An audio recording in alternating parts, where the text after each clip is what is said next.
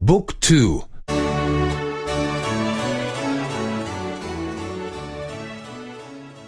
5. 5. Zemlje i jezici. 国と言語。John je iz Londona. ジョンはロンドン出身です。London je u Velikoj Britaniji. ロンドンはイギリスにあります。On govori engleski. 彼は英語を話します。Marija je iz Madrida. マリアはマドリッド出身です。Madrid je u Španiji. マドリッドはスペインにあります。Ona govori španski. 彼女はスペイン語を話します。Peter i Marta su iz Berlina. ピーターとマルタはベルリン出身です。Berlin je u Nemačkoj.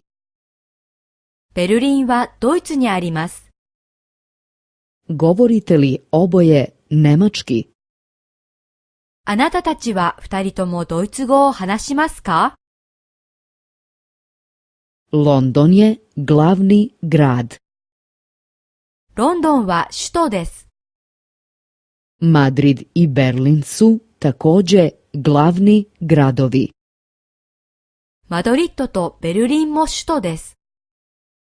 Glavni gradovi su veliki i bučni. 首都は大きくてうるさいです。Francuska je u Europi. フランスはヨーロッパにあります。Egipat je u Africi.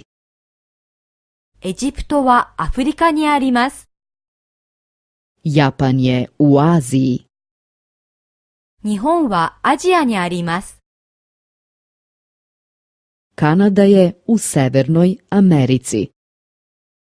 カナダは北米にあります。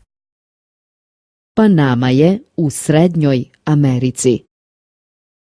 パナマは中米にあります。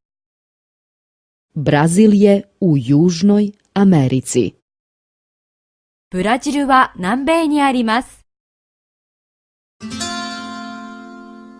Molimo vas, posjetite www.book2.de za tekstove i knjigu.